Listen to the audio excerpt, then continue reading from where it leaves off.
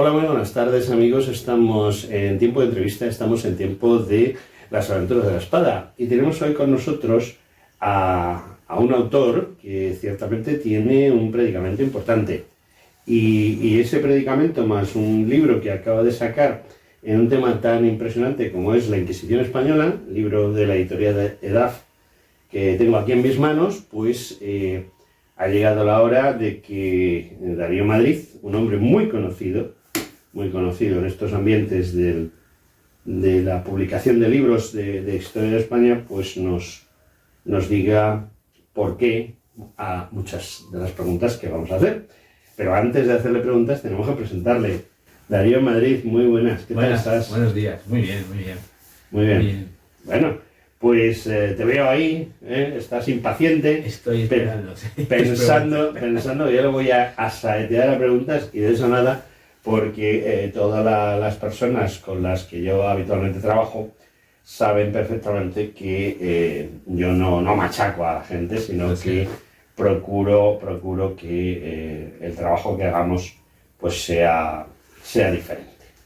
Y bueno, Darío, ¿por qué?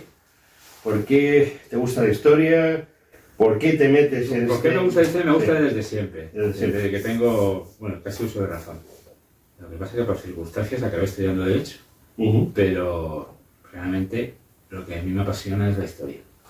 Y el asunto del tema de la Inquisición, pues la verdad es que empecé a leer sobre ello nada menos que porque tengo por ahí el libro de 1984. Que además es un libro que el perro cogió y me lo destrozó. No sé si es que no le gustaba No le gustaba el tema de la Inquisición. No le gustaba la historia. Cogió la portada y la arrancó. ¿Y por qué la Inquisición española? Y por entonces, pues ya dije el tema. ¿Por qué? Bueno, pues he leído muchísimo sobre la Inquisición española, siempre me ha interesado, siendo abogado me interesaba mucho el tema del procedimiento, pero claro, cuando ya empiezas a ver, sobre todo en internet, y en las películas, pues hombre, el claro ejemplo del tema de la exageración de lo que hizo la Inquisición son los museos de la Inquisición, que tenemos 3 en España, que yo conozca. Ahora 2 los llaman museos de la tortura, y uno museo de la Inquisición. Antes siempre se llamaba museos de la Inquisición, que están en Santillana del Mar, Toledo y Granada. En Granada se sigue llamando Museo de la Inquisición. Entonces ahí te muestran una serie de aparatos, dicen que de tortura. En el de Granada incluso hay una guillotina, imagínate lo que puede tener que ver con la Inquisición, en el que supuestamente la Inquisición llevaba a cabo todo tipo de torturas y bestialidades. Luego siempre te encuentras grabados o pinturas en los que aparecen salas de tortura en las que los verdugos e inquisidores, esa pobre gente, hacía todo tipo de maldades. Entonces ya cuando ya sabes el tema, cuando ya lo conoces, cuando ya has leído mucho sobre el tema, pues ves que todo eso es mentira, es falso. Que realmente la Inquisición no era nada sobre lo que España tenga que enorgullecerse, digamos, pero no era lo que nos han tratado o lo que nos han vendido desde fuera, incluso desde dentro algunos amantes, digamos, de la leyenda negra. Bueno, pero la Inquisición no es algo exclusivamente del ámbito español. No.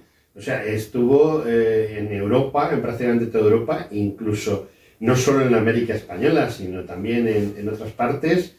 Y quizá la Inquisición española, que es la que se ha hecho famosa con la leyenda negra, es la Inquisición menos problemática y menos trabajadora, digámoslo así. No, trabajadora era mucho. Los inquisidores escribían todo, hacían todo. Ahora te contaré más temas. Todo está escrito, casi todo está escrito. De hecho, por eso sabemos casi con exactitud, muy aproximadamente, cuáles fueron sus víctimas. Cosa que no se sabe, por cierto, de la caza de brujas en Alemania. Ahí pues, se piensa que es en torno a las 25.000 personas, pero no sabemos exactamente cuánto fue, ni cuántas personas fueron asesinadas en la matanza de San Bartolomé por los franceses. Tampoco lo sabemos, en la noche de San Bartolomé, perdón, tampoco lo sabemos con exactitud. Pero la Inquisición sí, hay un periodo de 1540 a 1700 que sabemos que las personas que fueron condenadas a muerte fueron 3.000. Y de esas 3.000, 1.200 y pico fueron quemadas en efigie. Es decir, que como no las encontraron, como estaban huidas, quemaron su muñeco. Así que estamos hablando de unas 1.600 personas en ese periodo. En el resto del periodo no lo sabemos con exactitud. Pero si en ese periodo más o menos, se sabe que se enjustició a un 3% de personas, entendemos que en el resto del periodo también. O sea que 3% de los encausados, ¿te refieres? De los encausados. 3% de los encausados. Y encausados fueron unas 125.000 personas, que también lo sabemos. Lo que sí que no sabemos es lo que pasó en los primeros momentos en que se instaló la Inquisición en España. ¿Y cuándo se instala? ¿Cuáles son esos primeros momentos? En España se instaura hacia el año 1470. Una bula del Papa, no me acuerdo del nombre, Clemente, no me acuerdo. Bueno, del Papa del momento, para acabar con la herejía que provenía de los conversos al cristianismo procedentes del judaísmo, ¿no? Procedentes del judaísmo. Entonces, piensan que en aquella época, hay que empezar también a decir, si no se entiende, para ellos la herejía era el peor de los delitos. Pero no para un español, sino para un francés, para un inglés, para un alemán, para cualquier cristiano. Era el peor de los delitos. Estaba considerada la herejía como un delito de lesa majestad. Es decir, matar al rey, para ellos, era el mismo crimen que cometer una herejía grave.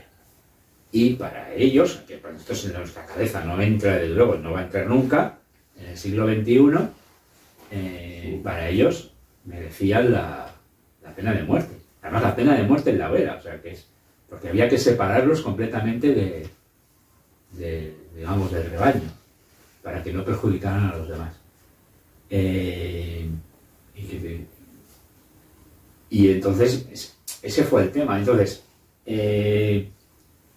digamos que la Inquisición lo que hizo al regular los procedimientos, al regular los juicios,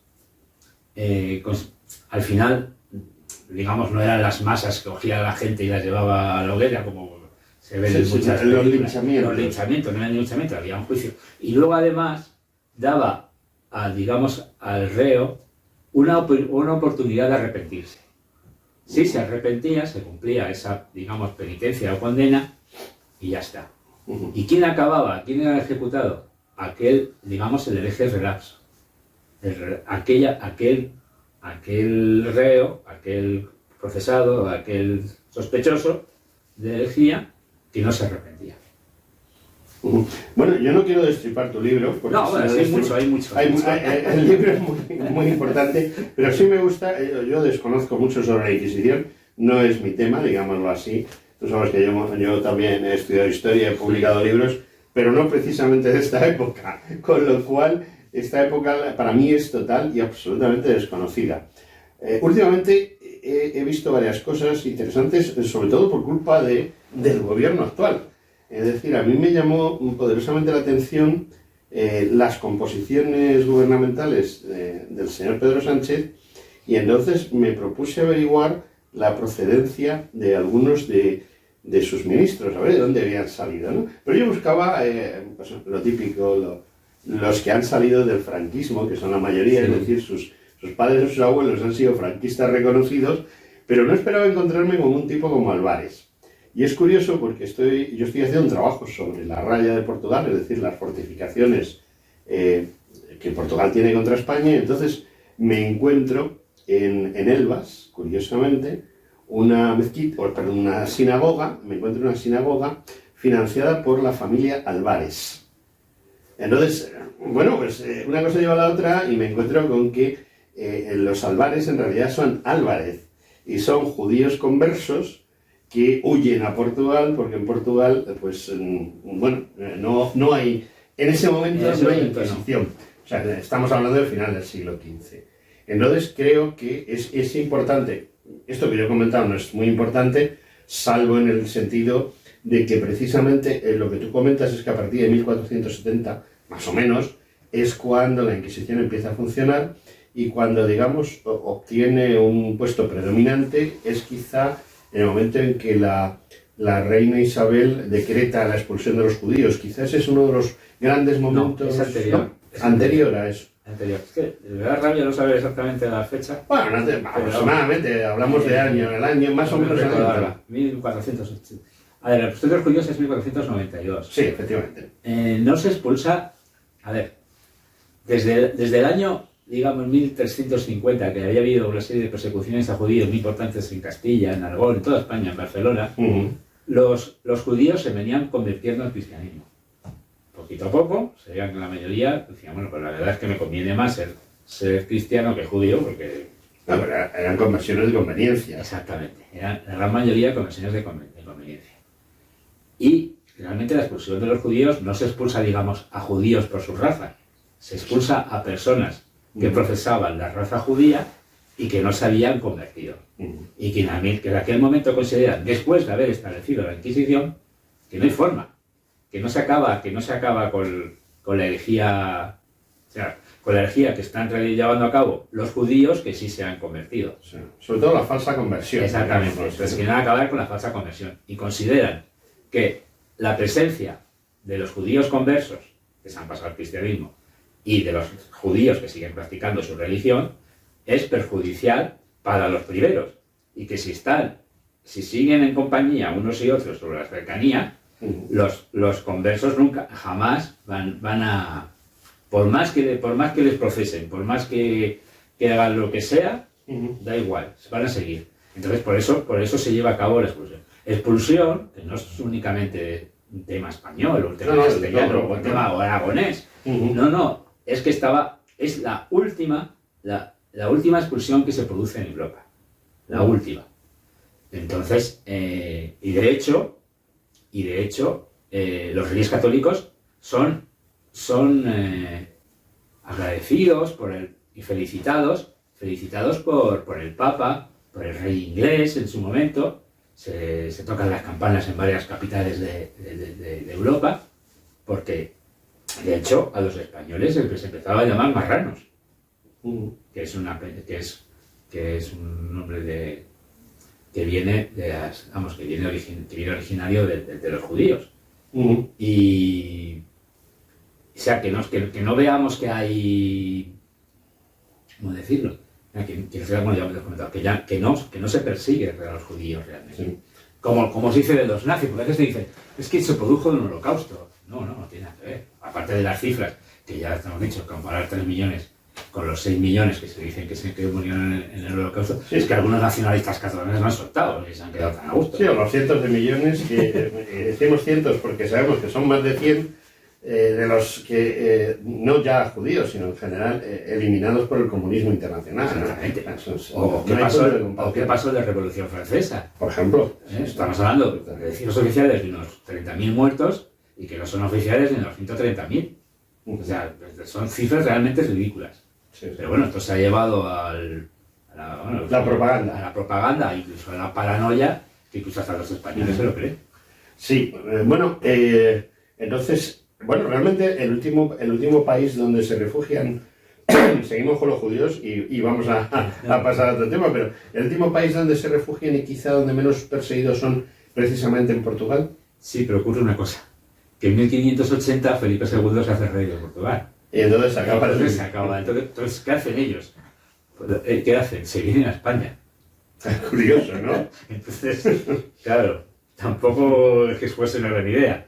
Y entonces en España, en el siglo, o sea, a partir de 1600, sí, las personas que más persiguen la Inquisición son judíos portugueses. Yeah. Porque ya habían dejado, no es que hubiesen dejado de perseguir a judíos, digamos, castellanos, aragoneses, es que ya no El problema ya se había convertido. Se habían convertido y por la buena marcha, pues a eso. judíos, quiero decir, a conversos, no a judíos. Sí, sí. De hecho, aquí concretamente, y tú conoces el caso, hace poco, bueno, yo siempre me refiero a cosas que he visto hace poco, pues ha habido un tema precisamente sobre unos judíos conversos, portugueses, que en realidad no lo eran y que practicaban ciertos ritos, digamos, judaicos en la zona donde estaba el Ministerio de Cultura, sí. en la plaza donde está la estatua de nuestro teniente Ruiz, ¿no? Sí. Y es un tema curioso porque, bueno, oficialmente ellos eran cristianos, pero extraoficialmente, precisamente por la denuncia de uno de sus hijos, de uno de los niños de la casa, se conoció el tema y eso hizo que la Inquisición... hubo muchos casos de esos, de ese tipo. Sí. Hubo muchos casos. Muchos portugueses que se vinieron a Castilla, a Aragón, y que acabaron los pobres procesos por la Inquisición. Y además muchos de ellos que no se arrepentían y acabaron. Sí. Pero de todas maneras son cifras ridículas, porque estamos hablando, como tú hablabas, de los miles de brujas que han sido ajusticiadas en Alemania. En Alemania y en el resto de países de Centro Europa. Y estamos hablando no del siglo XVI, es importante también, no del siglo XVI, estamos hablando ya del siglo XVII. Incluso XVIII, ¿no? Incluso algunos del XVIII. Estados Unidos, ¿no? Estados Unidos, bueno, por ahí. Sí, las famosas brujas de Salem y todo esto. 1600 y pico. 1600 y pico, en el siglo XVII, en definitiva. Pero que las persecuciones con resultado último resultado de la muerte, si sumamos todas las persecuciones habidas en Europa o en Estados Unidos, que todavía no era Estados Unidos, etcétera, vamos, las cifras de la Inquisición en España son ridículas, ¿no? Sí, son ridículas, es que son ridículas. Hubo muchísima gente procesada por muchísimos delitos que vienen en mi libro, o muchos delitos que realmente nos parecían absurdos ahora, pero realmente las ajusticiadas pues no fueron en un periodo 3.000, en el periodo de 1740, de 1540 a 1700, y luego el resto, pues el 2% de los procedimientos que hay. Pregunta, tú en tu libro hablas de la Inquisición española. Cuando hablas de la Inquisición española, ¿hablas solo de las provincias peninsulares o también hablas de las provincias españolas de América, Filipinas y demás? Ahora hablábamos por los judíos portugueses. Los judíos portugueses tuvieron una oportunidad de escapar, que fue irse a América. Sí. No porque no hubiese Inquisición en América, sino porque en América la Inquisición casi fue testimonial, pero por un hecho muy sencillo, porque solo hubo 3 tribunales en América. Con lo grande que es. Y en España, digamos que había 17. Uno por obispado, más o menos. Había 3. Había uno en México, otro en Cartagena de Indias y otro en Lima. Para que te hagas una idea del poder que tenía la Inquisición en América, resulta que México tiene una extensión de 3 millones, Nueva España en aquel momento tenía una extensión de 3 millones de kilómetros cuadrados, con un solo tribunal. Y en España había una extensión de medio millón de kilómetros cuadrados y 17 o 22 tribunales, depende del momento. Además, por más que cuando llega el 12 de octubre te dicen que la Inquisición cometió muchísimos crímenes, cuando comparan, siempre se comparan en aquellas fechas los sacrificios de los mexicas y la Inquisición, digamos, pues Hernán Cortés fue y acabó con los sacrificios, etcétera, siempre te sueltan aquello de que la Inquisición que llegó a América y asesinó y mató a millones de indios. Bueno, es que ni siquiera la Inquisición tenía jurisdicción sobre los indios. Enseguida se dieron cuenta, gracias a Dios, de que los indios eran neófitos en el catolicismo y solamente ajusticiaron que está claro, a uno en México y ya lo dejaron tranquilo. Sí, porque realmente el judío tiene una religión parecida a la cristiana, o origen precisamente de la cristiana, y sabe lo que está haciendo, porque normalmente el judío suele ser, hoy en día no, pero en esas épocas la gente tenía unos conceptos religiosos muy claros. Sí. Conocía muy bien la historia de su religión y aparte de que su religión era de su rey, normalmente. Sí. O sea, no había discusión. Tú tenías que traer, si el rey de Inglaterra era americano, pues, no había separación iglesia-estado. No había separación. No había tolerancia ni religiosa ni política. Ni política. En aquel momento. Bueno, de todas maneras, tú me comentas esto, quizá un indio, quizá un indígena de América fue ajusticiado. No, eso que está claro que fue uno, fue un cacique, seguro. Un cacique. Seguro. Pero nada más, mientras que, bueno, nos cuentan ya esos miles o millones de indios ajusticiados. Fueron ajusticiados en Hispanoamérica, fueron ajusticiados menos de 100 personas. Menos de 100 personas. A lo largo de 3 siglos. A lo largo de 3 siglos, desde 1500 hasta 1800. Ten en cuenta que en Ginebra, Calvino, sí, en una población de 3.000 personas, ejecutó 500. 500 sobre 3.000. Bueno, yo siempre que me acuerdo de Calvino me acuerdo de Miguel Servet, ¿no? Claro. Que descubridor de la circulación de la sangre. Sí, pero que también era teólogo, no fue ajusticiado. No, ya lo sé que no fue por el tema por la anatomía, sino por lo que él decía, ¿no? Exactamente. Calvino, un tipo bastante extremista, entiendo, pero que a pesar de eso sigue teniendo estatuas. Bueno, estatuas y una preponderancia importante dentro de las religiones de la Reforma, ¿no? Exactamente. Sigue siendo el... Bueno, y Lutero también. Sí, pero vamos, que Calvino... Pero bueno, Lutero no se dedicaba pero Calvino, a quemar gente en la plaza pública, ¿no? Pero Lutero era antijudío. ¿Sí? Sí. Yo pensaba que solo era anticatólico. No, tiene un libro que es contra los judíos, que es tremendo. Sí. Es tremendo. Pero eso no se sabe, no se comenta. No se sabe, también está en el libro. Lo comentas tú aquí. También o sea, está en el libro.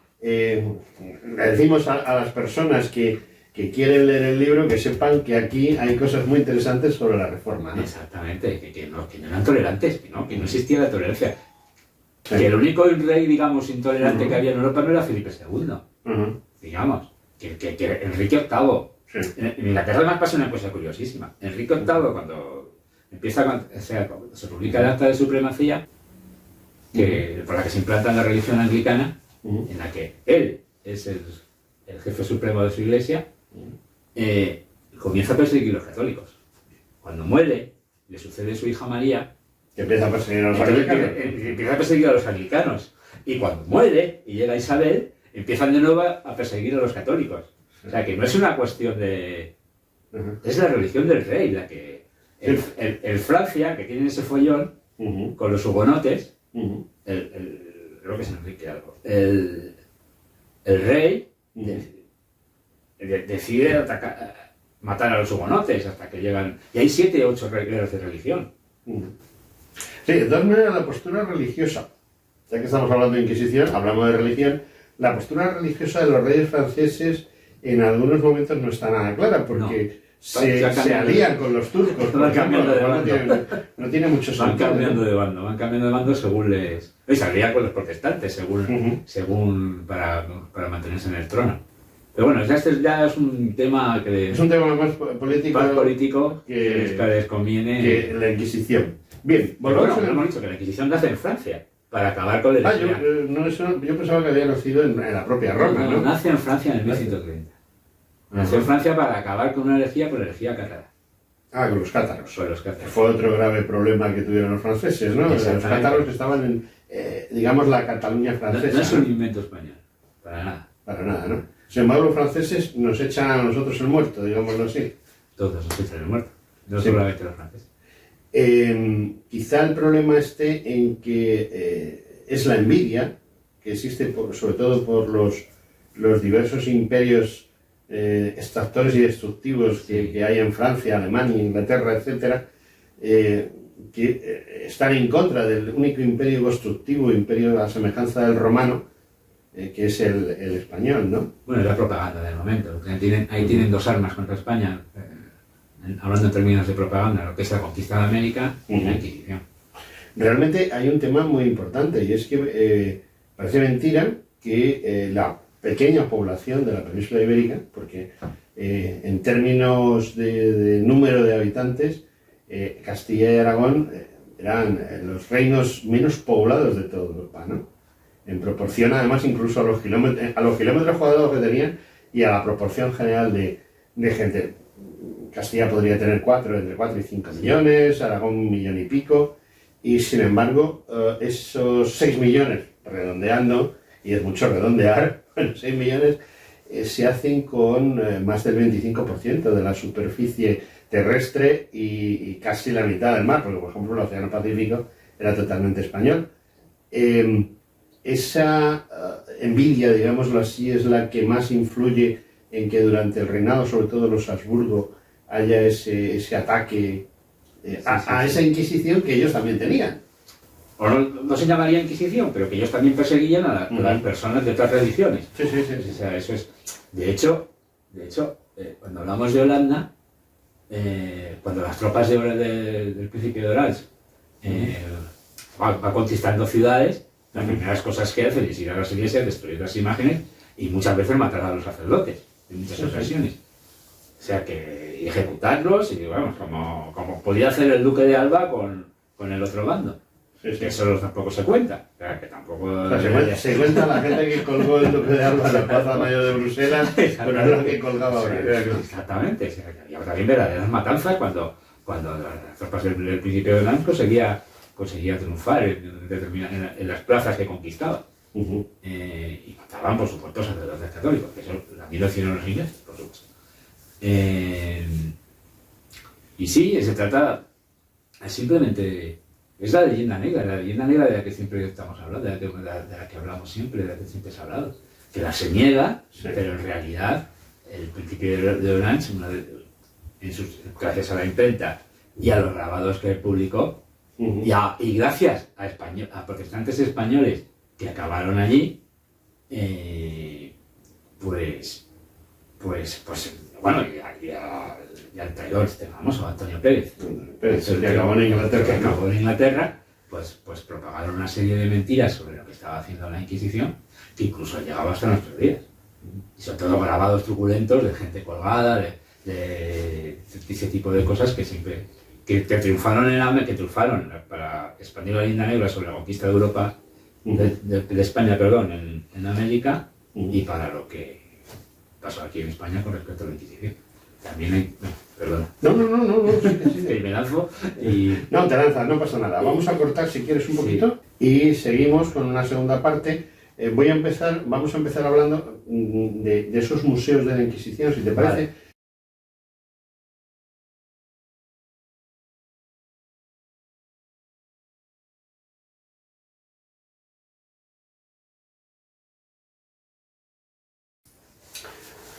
Bueno, amigo Darío, continuamos con esta entrevista tan interesante y vamos a cambiar de tercio, digámoslo así.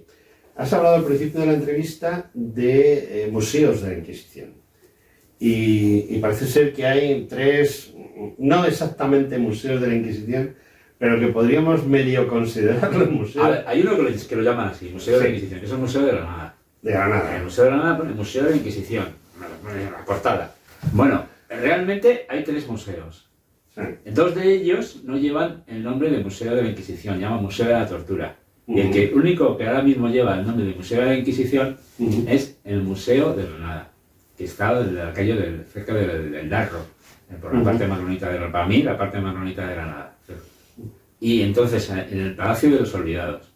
Y entonces, en ese palacio han montado una exposición de instrumentos que dicen ser de tortura, que ninguno fue aplicado, de los que muestran ahí, ninguno fue utilizado por la Inquisición, y encima la mayoría son falsos.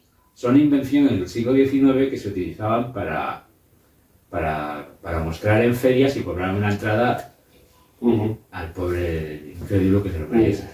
Bueno, pues ese es el Museo de la Inquisición. Entonces, tenemos un museo en Toledo. Y en Toledo, claro, les engañan y les dicen que aquellos de la Inquisición, porque si no, no los llevarían. Lo que pasa es que les han cambiado. No sé si lo han cambiado o no, pero se llama el Museo de la Tortura.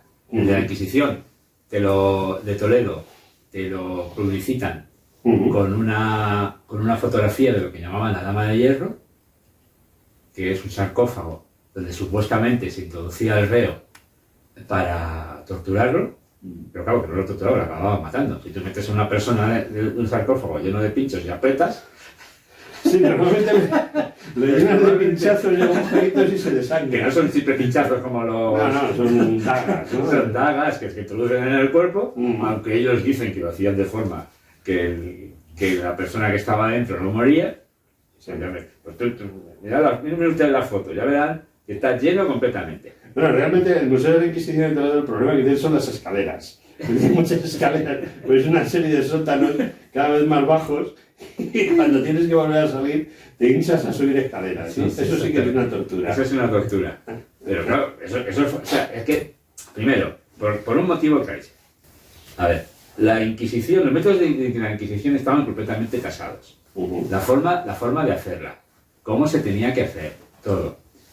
Solo utilizaba 3 métodos, que eran el cordel o potro, la garrucha y la tortura del agua o del ahogamiento.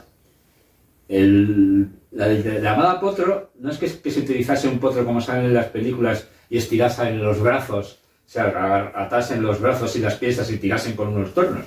No, simplemente se ponía un cordel. Que ya tenía que hacer un dolor tremendo, pero te pones un cordel en el brazo y aprietas con todas tus ganas, Sí, eso duele bastante, porque lo que se pretendía era causar un dolor muy agudo. No matar, por supuesto, a esa persona. La Inquisición tenía prohibido hacer sangre y hacer mutilaciones en los miembros en cualquier parte, mutilaciones en los miembros y heridas en cualquier parte, y sobre todo causar la muerte. Además estaba presente un médico cuando se hacía la tortura. A ver, la tortura no es que fuese un invento de la Inquisición, se hacía en todos los procedimientos judiciales de Europa de los siglos XV, XVI, XVII y hasta el XVIII, que empezó a dejarse de utilizar. Pero también en procedimientos civiles o penales. Procedimientos civiles y penales. ¿No? Por supuesto, no solamente religiosos. La tortura de los procedimientos civiles en España era mucho peor que en la Inquisición. ¿Por qué? Porque se aplicaba desde un primer momento. En la Inquisición estaba regulada de forma que era el último, digamos, la última posibilidad para que esa persona confesase. El último instrumento para que esa persona confesase. ¿Qué es lo que buscaba la Inquisición? No buscaba ni la acusada que confesase para que se arrepintiese. Y si no se arrepentía... O sea, que había una posibilidad de escape. Hay una posibilidad de escape que era el arrepentimiento. Cosa que no sucede, por ejemplo, actualmente, tú conoces la ley de violencia de género, donde si tú te arrepientes, digámoslo así, y confiesas a petición de una fiscal... Si tú confiesas... A petición de una fiscal para que te pongan poca pena, te van a poner poca pena. Es decir, que no te puedes escapar. No, a ver, lo que pasa actualmente es que la confesión durante la instrucción y durante el juicio puede suponer un atenuante, pero nunca un eximente. Sí. Sí, pero a la persona que han detenido un viernes y... Pero eso es un tema ya de un protocolo de la policía. O sea, no está establecido en ningún sitio. No está establecido, pero está acordado. Hay un protocolo. La policía primero te detiene y luego pregunta. Pero eso no es legal. Hay un protocolo. Yo entiendo que no es legal. No debería ser. No, vamos, yo de hecho conozco casos, ya sé que nos hemos salido de la Inquisición, pero es para comparar. O sea, ahora mismo no podemos comparar lo que pasaba en el siglo XVI con lo que pasa ahora. Entonces, lógicamente ahora es peor, porque... No es peor, no hay nada. No hay nada. Hombre, San Luis de León acaba en la cárcel 4 años por hacer una traducción de la Biblia. Y se daban muchos casos. Pero es que yo lo que quiero que saca una idea es de que decir que la Inquisición era una maravilla. No, por Dios, no. No hay una Inquisición rosa. No hay una Inquisición rosa, no la hay. O sea, los inquisidores, no digamos que no eran unos monstruos, era para aquella época, en unas personas de leyes que aplicaban la ley que había en ese momento. Pero claro, cuando la Inquisición te procesaba, digamos que no había la presunción de inocencia. Ahora tampoco. Es que tampoco es así. Tampoco, o sea, yo no es que sea defensora del tema de la violencia de género, pero me ha tocado llevar bastantes procedimientos. Sí. El problema de la violencia de género es el momento inicial. El momento inicial de que si tú eres hombre, tu mujer te acusa de que la has insultado o la has vejado, eres culpable para la policía y te pasas el fin de semana en el calabozo. Y además señalado por todos los vecinos que te han visto porque salís con esposas de tu portal. Eso para mí no tiene... Eso ocurre solamente en este delito. Por ejemplo, ahora mira, aquí viene. Estoy llevando el tema de un señor que la semana pasada hemos sabido que ha robado 40.000 euros a su empresa. Sí. 40.000 euros, pero sumados en un año, poquito a poquito. Se presenta la denuncia en la policía y la policía lo que va a hacer es llamar, primero encontrarle, que declare y luego ya veremos. Y luego ya veremos. Sí, no, pero el otro... El otro ya se va a pasar un fin de semana en el calabozo. Sí, para empezar. Que lo más probable es... Pues luego cuando llegue el juez, y ya te da razón, y dependiendo de la habilidad de la abogada, de la mujer, y de la capacidad de mentir que tengan, efectivamente, porque los hay. Y de la capacidad política del juez. Y la capacidad de... Normalmente yo me encuentro ahí con buenos jueces. Ahí no hay más pero si engañas al juez, le engañas. Sí. Si tú vas al juez y le cuentas una película, y la película cuela, qué malo es este señor, y tal, oye, pues el juez lo que va a hacer es enviarte o a prisión, o meterte en un procedimiento, o un alejamiento de 500 metros de tu casa y de tus hijos. Bueno, a tus hijos no, pero tú tienes derecho a verlo. Pero bueno, también, incluso a veces consiguen que no veas a tus hijos.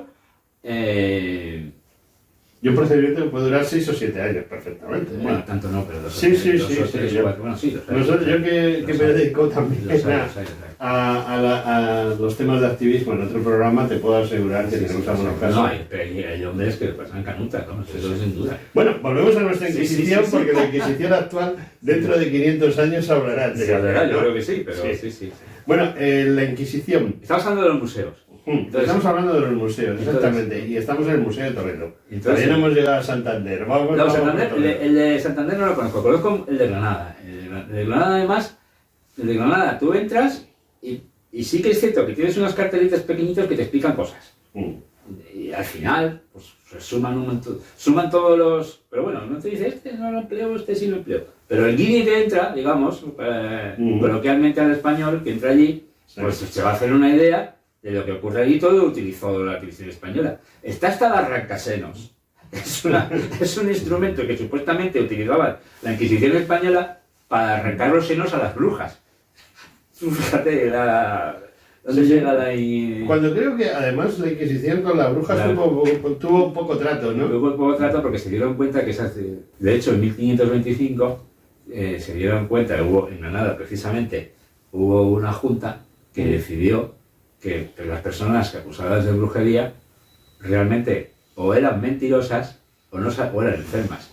Y entonces, a partir de ese momento, sí que hubo unos tristes episodios que se jugaron en Logroño y ocurrieron en Navarra. Las famosas de Zarragamundi. Exactamente, es que no me atrevo a decir la palabra. Cada vez que trato de decirlo, no me sale. Lo siento.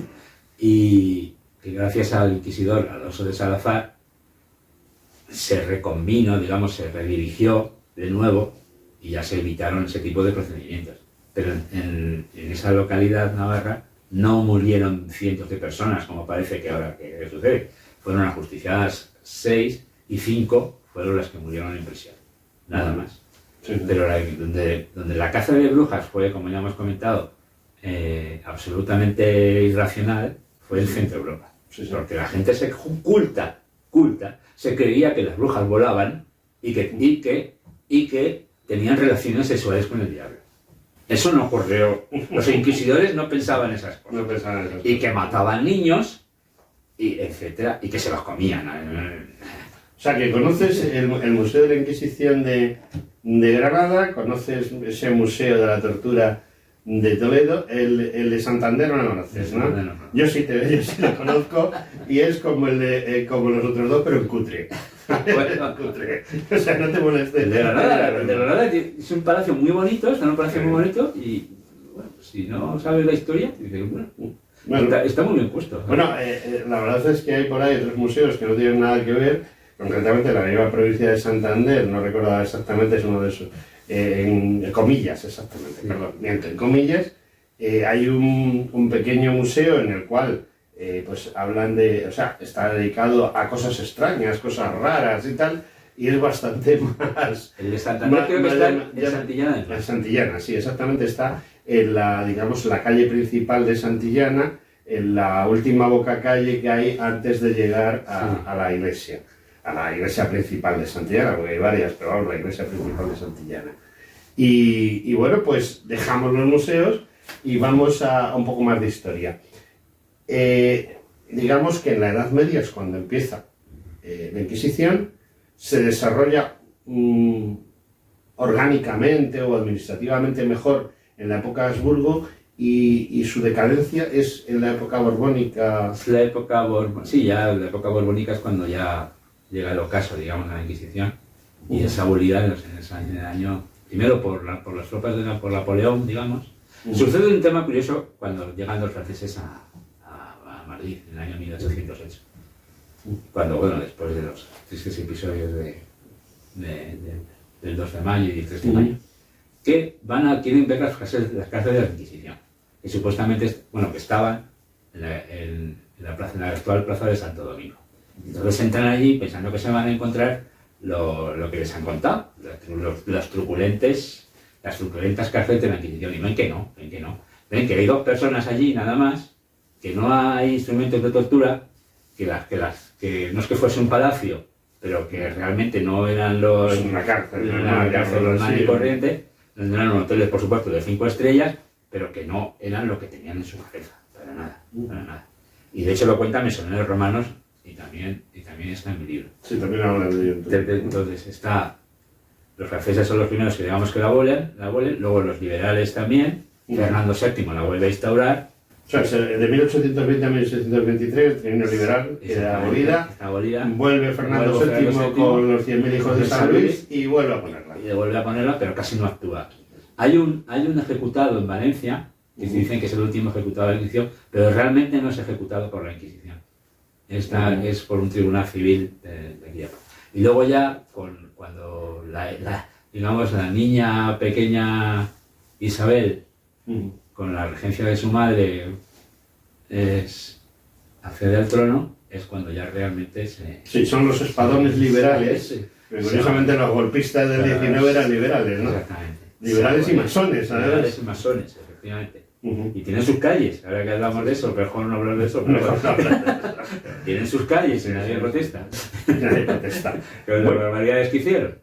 ¿Qué te iba a decir? Que lo más importante, precisamente, estábamos hablando de Daniel Gómez Aragonés, que es un historiador de Toledo. Y gran amigo mío. Y gran amigo tuyo, que presentó la semana pasada un libro, y lo presentó, no era suyo, pero él lo presentó. Sí, lo vi en internet. Y entonces, pues, hablando de estas cosas y tal, pues se hablaba de muchas cosas importantes sobre la Inquisición.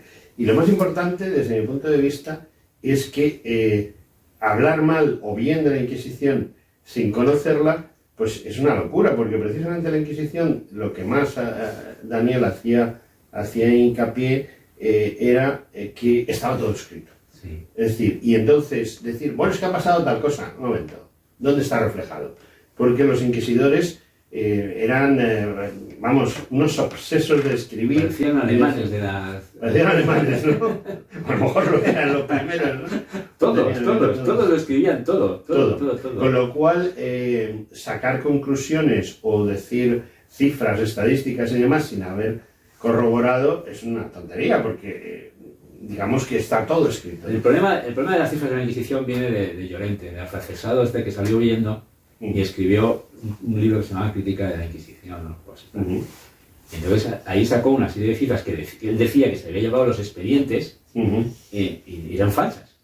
Pero cuando la gente le preguntó, cuando alguien, un historiador, le preguntaba dónde están esos expedientes, los quemé. Bueno, es muy buena solución. Los quemé, los perdí. ¿Vale?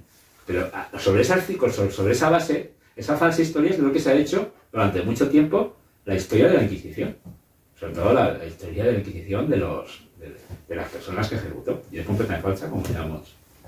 Bueno, y esa leyenda negra ese trozo de la leyenda negra que es la Inquisición, ¿estamos consiguiendo levantarla? ¿Estamos consiguiendo aclararla? ¿O en términos generales, no. En términos generales, de hecho, yo me imagino que en poco tiempo yo seré un terrible enemigo por contar la red. De hecho, yo me muevo en Twitter, de hecho, ayer mismo, esta noche, hablando sobre los crímenes de Hernán Cortés, ha escrito una persona como contestación a un tuit mío, diciendo que él sabía mucho de historia y que sabía que la Inquisición en América había matado a miles de personas. Pero vamos, pero que es que ella es el mismo. Entonces, es muy complicado, muy complicado. Pero bueno, yo poco a poco con Twitter y espero que con este libro, que pueda acceder a él o quiera acceder a él, podrá ver que no es real, no es real. Y sobre todo que yo no pretendo ni una rosa ni una negra, pues entonces siempre he contado la realidad. Ahí se muestra, en el libro se muestra cómo se hacían las torturas, cómo moría la gente en la hoguera, porque aquí hay descripciones también de cómo moría la gente en la hoguera, que era terrible. La mayoría podía morir asfixiada, sí, pero muchos morían pues, quemados.